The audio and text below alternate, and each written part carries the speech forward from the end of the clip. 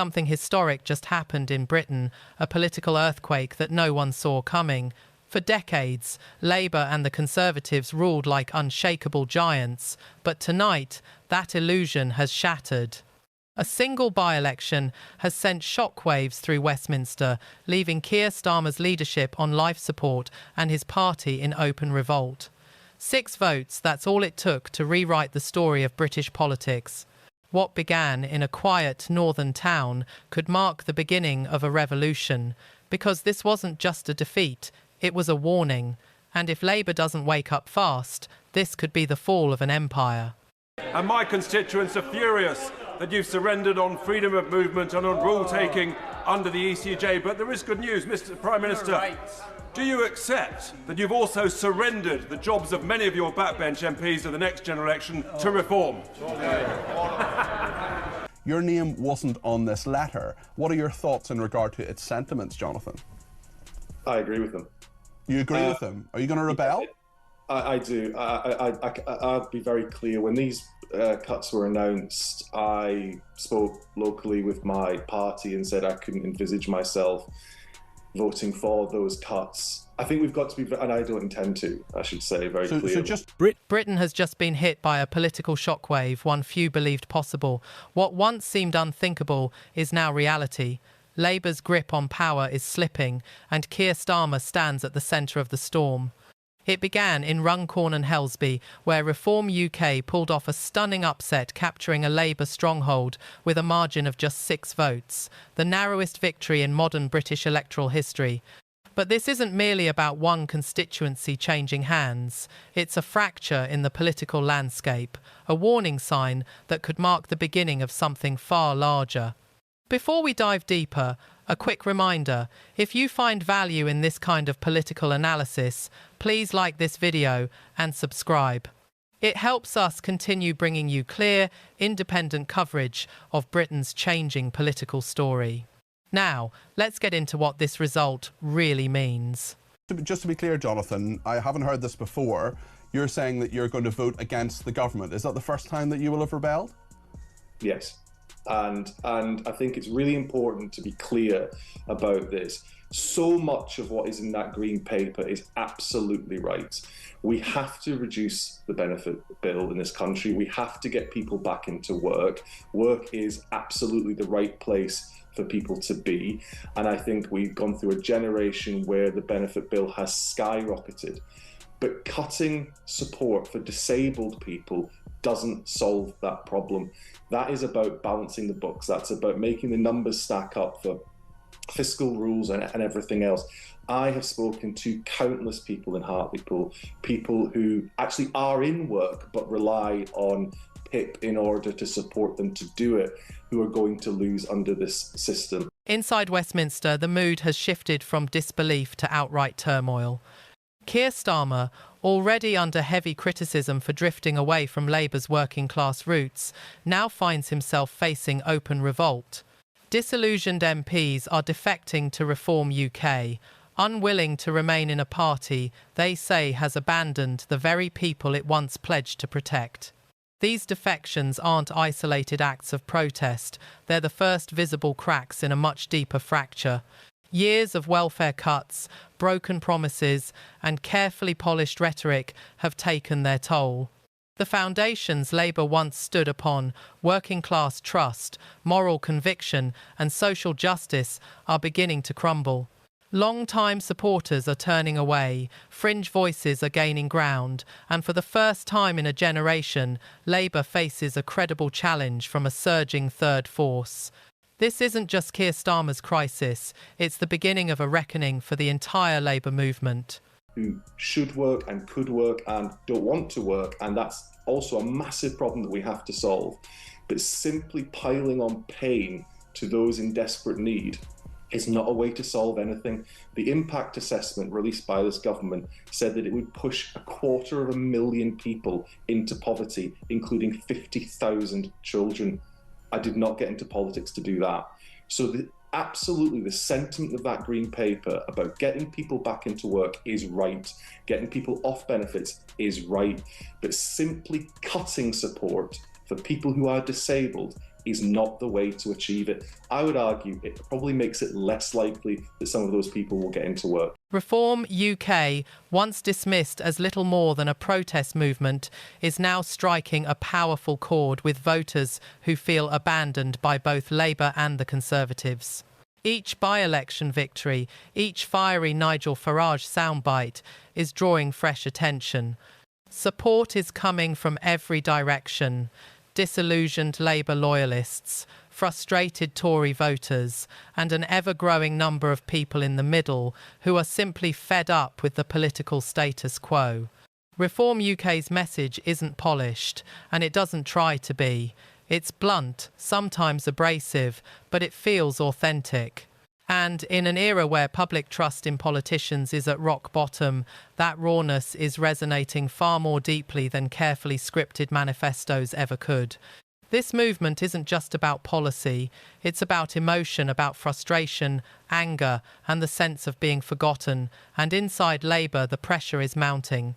MPs are defecting, backbenchers are growing restless, and even veteran figures are beginning to question whether Keir Starmer still has control of his party. What began as quiet dissent has now become open revolt. Each defection to Reform UK isn't merely a political act. It's a flashing warning light, a signal that Labour may no longer be in crisis, it may be in free fall. So just to be clear, Jonathan Brash, Labour MP for Hartlepool, you're saying this morning for the first time that you're going to vote against the government on these disability cuts. What is your message to Keir Starmer on this, and what presumably your whip and the person who deals with party discipline within Labour is going to give you a ring about this? You're presumably going to have very similar sentiments to what you've just said to me a moment ago. Yeah, look, my view is that I would urge the government to rethink, to have a look at this again. Do you think they will? I sincerely hope they will. One of the things that frustrates me enormously sometimes about politics is that reassessing your position, changing your position is seen as a sign of weakness. It's not. It's a sign of strength. Looking again, change circumstances, to change position, thinking about what you're doing and whether it's the right course of action and potentially correcting that course of action is a sign of strength. Yes, you'll get political commentators who'll scream U-turn. But who cares? This is about doing the right thing. And there are people right now in my constituency and constituencies right across this country that are worried, they're scared, they're anxious, and they're potentially going to be pushed into poverty by these specific changes around personal independence payments. I think we should rethink that. But I reiterate the overall aim of the government and the Green Paper to get people back into work and the support they want to put in place. For millions across Britain, politics is no longer about left or right. It's about who's actually listening.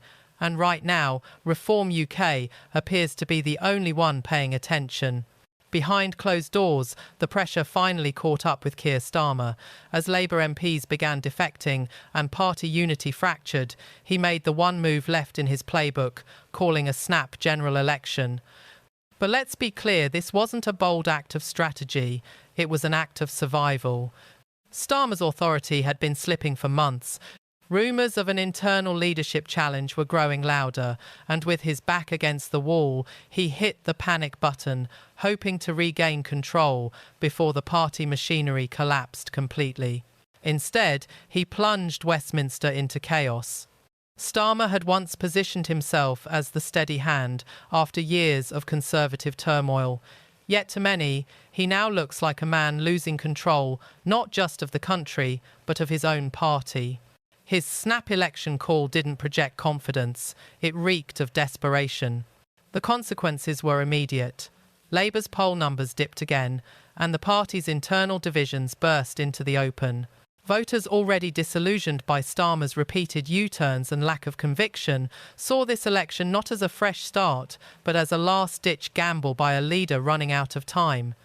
Meanwhile, Reform UK continued to climb, capitalising on frustration from all sides, turning discontent into momentum. This election isn't just another campaign. It marks the clearest sign yet that Britain's old political order is collapsing. The country's future is now up for grabs, and the traditional parties are losing their hold. And it's not just Labour facing crisis. The Conservatives are in free fall too. In the recent local elections, they lost more than 600 seats and control of 13 councils, a historic defeat, overshadowed only by Labour's implosion. Now Kemi Badenoch is struggling to keep a fractured party together as infighting intensifies and public anger deepens. The truth is stark. Both major parties are bleeding out. A political reckoning is coming, and this time, no one is safe. This will be the first time you've rebelled or threatened to rebel. Do you regret voting for the winter fuel allowance cut? Should you have rebelled on that? It's a complicated one because I've said to you before, Peter, I absolutely agree with the principle of means testing. There's no way, for instance, my parents who are perfectly well off should be receiving a state handout with their heating bills. But as I've always said, I thought the threshold was too low. If I'm honest with you, maybe I can probably put my hand on my heart and say that maybe I shouldn't have voted for it at the time. It's something I think about most days, to be perfectly honest. What I said at the time when I voted for it, is that I thought the government needed to look very closely at the threshold and raise it significantly. It's what I believed then, still what I believe now. What's unfolding in Westminster isn't just another round of political theatre, it's the sign of a system beginning to fracture. The old two-party model where Labour and the Conservatives alternated power is no longer holding. The country is exhausted. Inflation keeps rising, wages have flatlined, the NHS is at breaking point, crime is climbing, and for millions, owning a home feels like an impossible dream. Through it all, public trust has collapsed. Both Labour and the Tories continue to recycle the same hollow promises, and the public has stopped believing them. Into that vacuum steps Reform UK, not necessarily offering better solutions, but delivering a message sharp enough, raw enough, to cut through the noise.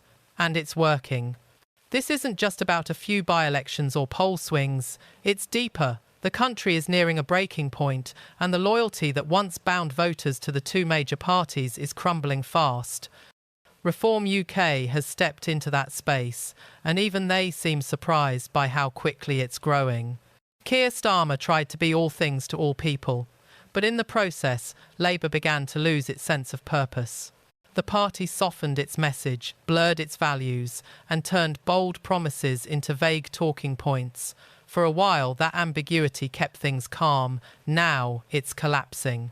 As frustration spreads across the country, Starmer looks increasingly disconnected. Once viewed as the calm, competent alternative to Tory chaos, he now appears adrift, a leader defined not by conviction, but by calculation. Inside his own party, whispers are growing louder. Some MPs say he can't make decisions. Others believe he's lost touch with the realities ordinary people face. Either way, traditional Labour voters no longer recognise the movement they once believed in. The rise of Reform UK didn't happen overnight. It's the result of months, even years, of Labour's cautious messaging, sudden policy reversals, and a refusal to confront hard truths. Inside Labour, confidence in Starmer is fracturing. That snap election call wasn't an act of strength. It was a distress signal, and it came too late to solve the deeper issue. Because the problem isn't just that Keir Starmer lacks momentum, it's that he lacks a mission. Because I'm registered blind, they think I can't do it. They think I'm not capable. They always use the words health and safety risk every time. And I don't understand what the Chancellor wants us to do. Because if she cuts that money from us, how are we supposed to pay our bills? Employers don't want to give us a job. What are we supposed to do? Just disappear into the aether? So are you going to be affected by these cuts? More than likely, yeah. I've had difficulties over the last 2 weeks where they've taken away a premium I'm entitled to without giving a reason I might add. And over the last 2 weeks, I've attempted to take my life at least twice because of these things that are happening and what's going to happen to us. I won't be able to pay my mortgage. I won't be able to cover my bills. It's already hard enough. I have to pay a fortune just to get to hospital appointments. We don't choose to be born this way. We don't choose to need extra help. So why should we be punished?